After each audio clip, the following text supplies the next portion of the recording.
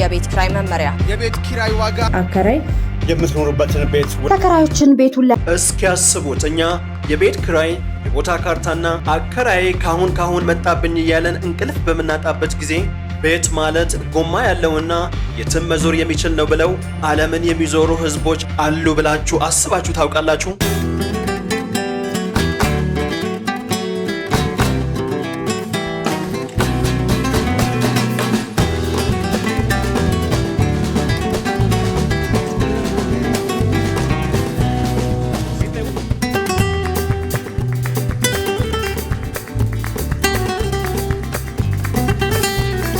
በዓለም ታሪክ ውስጥ እጅግ አስደናቂ የሆኑ ነገሮች አሉ። ከነዚህም መሃል ሰው ከሚያስበው በላይ የተሸፈነ እውነት ያለው ህዝብ ካለ ሰዎች ጂፕሲ በማለት የሚጠሯቸው ነገር ግን እነሱ ራሳቸውን ሮማን ነን ብለው የሚከራከሩ ህዝቦች ናቸው። ለዘመናት እንደ ባሪያ ተሽጠዋል። በጉዟቸው ከተማ እንዳይገቡ ተከልክለዋል።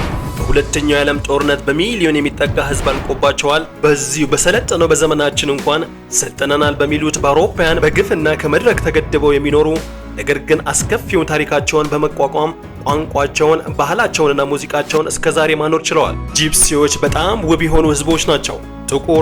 ጥቁር ቀለም ያለው አይኖች፣ ጠንካራና ልዩ የፊት ቅርጽ ያላቸው፣ ባህላቸው የተሟላ አለባበስ፣ በሙዚቃና በዳንስ የሚገለጥ ማራኪ የሆነ ነው። ይህም ውበት የቅርጽ ብቻ ሳይሆን ከታሪካቸው ከጽናታቸውና ከነጻነት መንፈሳቸው የሚመነጭ ነው። በዚህ ቪዲዮአችን በዓለም ታሪክ ውስጥ እጅግ አስደናቂ ነገር ግን ያልተነገረ ታሪክ ያለውን ርዕስ እንመለከታለን። ይህም ሮማ ወይንም በተለምዶ ጂፕሲ ተብሎ ስለሚጠሩት ህዝቦች ነው። ስለ ዓለም ላይ ሀገር የሌላቸው ብቸኛ ህዝቦች፣ ከየት እንደመጡ፣ አስደናቂ ባህላቸውን፣ ዓለም ላይ ያላቸውን ተጽዕኖ፣ ከአይሁድ ጋር የሚያመሳስል ታሪካቸውን፣ ያልተነገረውን ያልታወቀውን እውነትና ዓለም ለምን በተሳሳተ መልኩ እንደሚመለከታቸው በጥልቀት እንመለከታለን። ብቻ ከናንተ የሚጠበቀው ቻናሉን ሰብስክራይብ በማድረግ ቤተሰብ መሆን፣ ቪዲዮውን ላይክ በማድረግ ለብዙ ሰው እንዲደርስ እርዳታ ማድረግ ብቻ ነው። ለእርዳታውም ቀድመን አመስግነናል።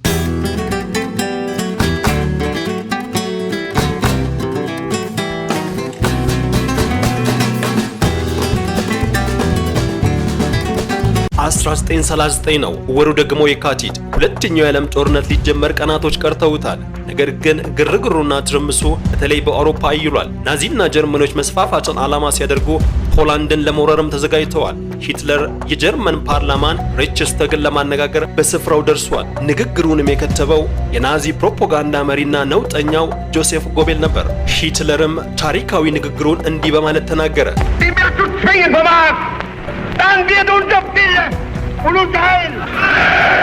ሂትለር ባጭሩ እንዲህ ነበር ያላቸው፣ አጽዱ፣ ከጀርመንም አጽዷቸው። ይህ የሂትለር ጥላቻም ከ6 ሚሊዮን አይሁዶች በላይ ከምድረ ገጽ እንዲጠፉ ምክንያት ሆኗል። ታሪክም የሚጮህለት የዓለም ሕዝብን በተደጋጋሚ የሚያወሳው ይህንን የአይሁዶችን ጭፍጨፋ ብቻ ነው። እውነታው ግን አይሁዶችን በጭቆና በጅምላ መጨፍጨፍንና መገለልን እንደ ጂፕሲዎች የሚቀርባቸው የለም። በተመሳሳይ ወቅትም ናዚዎች 1 ሚሊዮን የሚጠጉ ጂፕሲዎችን ከምድረ ገጽ አጥፍተዋል። ሁለቱም ህዝቦች ከባድ የሆነ መከራ ቢያሳልፉም ሁለቱም ባህላቸውንና ማንነታቸውን እንኳን በከባድ ሁኔታ ሳይጠፋ ጠብቀው ኖረዋል። ነገር ግን አንድ ትልቅ ልዩነት በሁለቱ ህዝቦች መካከል አለ። ይኸውም አይሁዶች ዛሬ የራሳቸው ያውም ሀያል አገር ሲኖራቸው ከተበተኑት የዓለም ክፍል ወደ አንድ ሀገር ሲመለሱ፣ ሮማዎች ግን እስከዛሬ ድረስ እንደ ዓለም አቀፍ ህዝብ በተበተኑበት ሀገር ቀርተዋል። ብቸኛው ሀገር የለሽ ህዝብን በመባል ይታወቃሉ። ይህም ስለ ማንነት ሀገርና ባህል ታላቅ ጥያቄ የሚያስነሳ ነው። በተቃራኒው ግን ጂፕሲ ተብለው የሚጠሩት እነዚህ የሮማ ህዝቦች ሀገር የሌላቸው ቢመስሉም በዓለም ላይ ከፍተኛ ታሪክ፣ ባህልና ተጽዕኖ ያላቸው ትልቅ ህዝቦች ናቸው።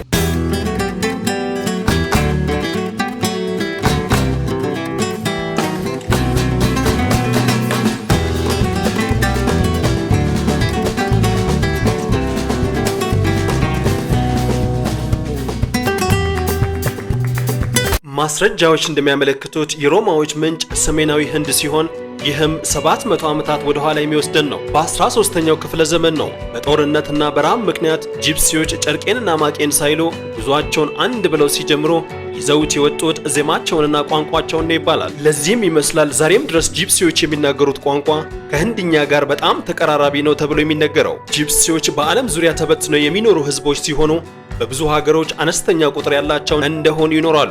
እነዚህ ህዝቦች በተለምዶ ጂፕሲ ተብለው የሚጠሩ ሲሆን ይህንንም መጠሪያ ያገኙት አውሮፓውያን ለመጀመሪያ ጊዜ ሲያዩቸው መልካቸው ከነሱ አንጻር የጠየመና እንግዳ ስለሆነባቸው ከግብጽ ነው የመጡት በሚል በመገመት ኢጂፕሽያን የሚለውን በማሳጠር ጂፕሲ በሚል ጠሯቸው። እውነቱ እነዚህ ህዝቦች ከሺዎች ዓመታት በፊት በሰሜን ህንድ ይኖሩ የነበሩ በጉዟቸውም ማንነታቸውን የቀየሩ ህዝቦች ናቸው። እነሱም ራሳቸውን ሮማ በማለት ሲጠሩ ሰዎች ወይንም ህዝብ የሚል ትርጉም ያለው ነው። We don't like being called gypsy.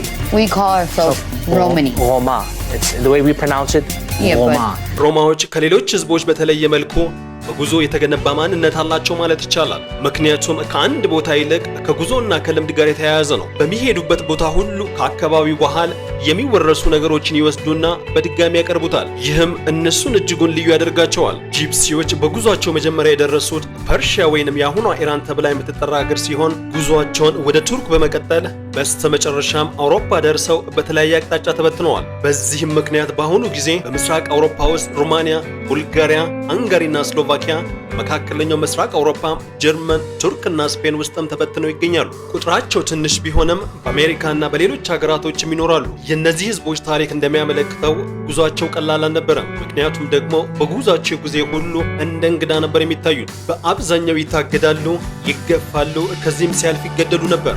በአውሮፓ በመካከለኛው ዘመን ጂፕሲዎችን እንደ ባሪያ ይጠቀሟቸው ነበር። በተለይ በዛሬዋ ሮማኒያ ሀገር እስከ 19ኛው ምዕተ ዓመት አጋማሽ ድረስ ከ500 ዓመታት በላይ እንደ ዕቃ ይሸጡ ይለወጡ ነበር። ይህ የታሪክ ጠባሳም ዛሬም ድረስ የጂፕሰን ወጣቶች ላይ እኛ የተናቀን ሰዎች ነን የሚል ስሜት አድሮባቸዋል ነው የሚባለው። በአሁን ጊዜም ቢሆን በአውሮፓ ሀገራት ውስጥ አስደንጋጭ የሆነ መረጃ እንደሚያሳየው እስከ 45 በመቶ የሚሆነው የጂፕሲ ልጆች የሚማሩት ከሌላው ማህበረሰብ በመለየት ነው። ሀገራቶች ለዚህም የሚሰጡት ምክንያት ስፔሻል ኒድ ወይንም ልዩ ፍላጎት ያላቸው ተማሪዎች ናቸው በሚል ሰበብ ነው። በዚህም እናንተ ከኛ ጋር እኩል አይደላችሁም የሚል መልእክት ያስተላልፉላቸዋል።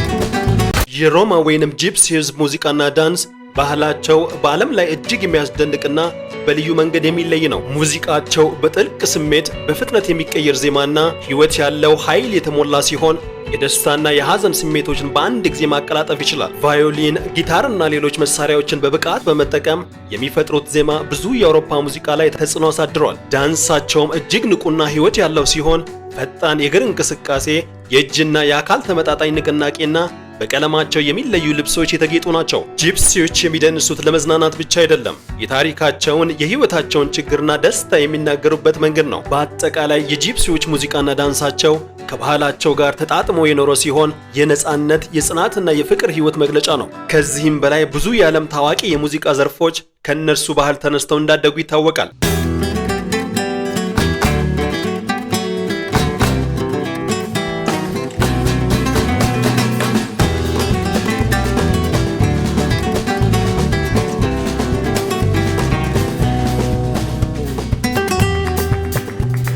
ጂፕሲዎች ዓለም ላይ በጣም የሚጠሉ ህዝቦች ያደረጋቸው ከረጅም የታሪክ ሂደት የተነሳ ነው። በመጀመሪያ ከህንድ የመጡ ሲሆን ወደ አውሮፓ ሀገራት በሄዱበት ሁሉ እንደ እንግዳ ወይንም እንደ መጤ ነበር የሚቆጠሩ። ለብዙ ዘመናትም እነሱ ከሌሎች ማህበረሰቦች የተለዩ ስለነበርና ኑሯቸውን የሚገፉት በቋሚ እንቅስቃሴ በመሆኑ ሰዎች ስለነሱ የተሳሳተ አመለካከት አላቸው። ከዚህ የተነሳ እነሱን እንደ ሌቦችና ህግ የማያከብሩ ህዝቦች ተደርገው ጥላቻ ተስፋፍቷል። በተጨማሪም አብዛኛው ሰው በድህነት ውስጥ ስለሚኖር እኩል የትምህርትና የስራ ዕድልም ስለማያገኙ ከማህበረሰቡ ተለይተው ቆይተዋል። ከዚህም ሲያልፍ አንዳንዴ ሚዲያውና ፖለቲከኛውም የጂፕሰን ማህበረሰብ እንደ ችግር ፈጣሪ አድርጎ ማቅረብ ሰዎች በዚህ ህዝብ ላይ ጥላቻ እንዲኖራቸው አስተዋጽኦ አድርጓል። በአጠቃላይ ግን ይህ ጥላቻ ከእውነተኛ መረጃ ይልቅ ታሪካዊ አመለካከቶችና ከመረጃ እጥረት የተነሳ ነው። እንደ አውሮፓ አቆጣጠር በ1971 በለንደን በተካሄደው የመጀመሪያው የጂፕሲ ጉባኤ ላይ ህዝቡ አንድ የጋራ ምልክት የመረጠ፣ ሰንደቅ ዓላማውም በአረንጓዴና በሰማያዊ ቀለም መሃል የሚገኝ ቀይ የጎማ ምልክት ያለበት ነው። የጎማውን ምልክት የሚወክለው የህዝቡን ዘላለማዊ ስደት ነው። ታሪካቸውም በሰማያዊና በአረንጓዴ ሰንደቅ ዓላማቸው ላይ እንዳረፈው ቀይ ጎማ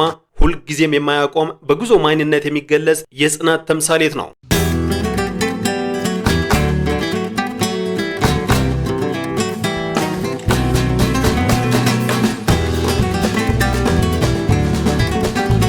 ጂፕሲዎች በየትኛውም ሀገር ቢሄዱ ባህላቸው አንድ ነው። ለምሳሌ የጋብቻ ስነ ስርዓታቸው በባህላዊ ክብር፣ በብርቱ ስሜትና በታላቅ ደስታ የተሞላ ነው። ሰርጋቸው ብዙ ጊዜ ከቤተሰብና ከማህበረሰብ ጋር በጣም የተቆራኘ ሲሆን የሁለት ሰዎች ግንኙነት ብቻ አይደለም፣ ይልቁንም የሁለት ትልቅ ቤተሰቦች ግንኙነት ነው። በአንዳንድ ቦታ ሙሽራና ሙሽሪት በቤተሰቦቻቸው ሲመረጡ፣ በዚህም ከሰርግ በፊት የሚደረጉ ስምምነቶች ትልቅ ሚና ይጫወታሉ። በሌላ አካባቢም ወላጆች ለልጆቻቸው ሚስት የሚመርጡበት በዓመት አንዴ በሚመጣው በልጃገረዶች ማሳያ ወይንም ገበያ ነው።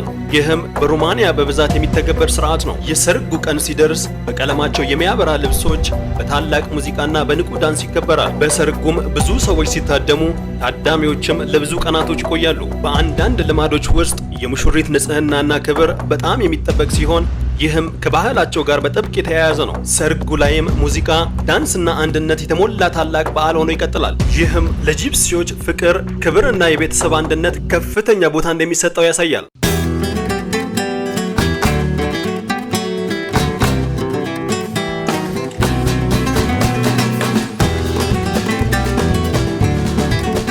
የጂፕሲ ህዝብ ሃይማኖት አንድ አይነት ብቻ አይደለም። እነሱ በሚኖሩበት ሀገርና በሚገኙበት ማህበረሰብ መሰረት የተለያዩ ሃይማኖቶችን ይከተላሉ። ለምሳሌ በአውሮፓ ብዙ ሮማ ሰዎች ክርስቲያን ሲሆኑ፣ በአንዳንድ ቦታ ደግሞ እስልምናን ይከተላሉ። ከዚህ በላይ ግን እነዚህ ህዝቦች የራሳቸው የባህላዊ እምነትና ልማዶች ያላቸው ናቸው። መንፈሳዊ ዓለምን በጣም ከፍ የሚያደርጉ፣ ክፉ መናፍስትን መፍራትና መልካም ኃይሎችን ማክበር የሥርዓታቸው አንድ አካል ነው። በአንዳንድ ሮማ ማህበረሰቦች ውስጥ እንደ ቅዱሳን የሚከበሩ ሰዎች አሉ። ለምሳሌ ሳራ ላካሊ ተብላ የምትጠራ ቅድስት በአንዳንድ ክርስቲያን ዘንድ ከፍ ያለ ክብር ይሰጣታል። ጸሎትን፣ መታሰቢያ በዓላትንና የመንፈሳዊ ሥርዓቶችን ከባህላቸው ጋር አዋህደው ይኖራሉ። የሞትና የቀብር ስነ ስርዓታቸው በጣም ክብር ያለው ሲሆን መንፈሳዊ ህይወት ከሰው ህይወት በኋላ እንደሚቀጥል ያምናሉ። ከዚህ በተጨማሪም ጂፕሲዎች በታሪካቸው መዳፍ አንባቢው ናቸው። ምናልባትም ይህ ተግባራቸው በተገኙበት ሀገር ሁሉ በባዕድ አምልኮ እንዲጠረጠሩ ሳያደርጋቸው እንዳልቀረ ይነገራል። መዳፍ አንባቢነታቸው ከጥንት ጀምሮ ያመጡትና ለዘመናት ራሳቸውን ለማስተዳደር እንደ ገቢ ምንጭ የተጠቀሙት ነው።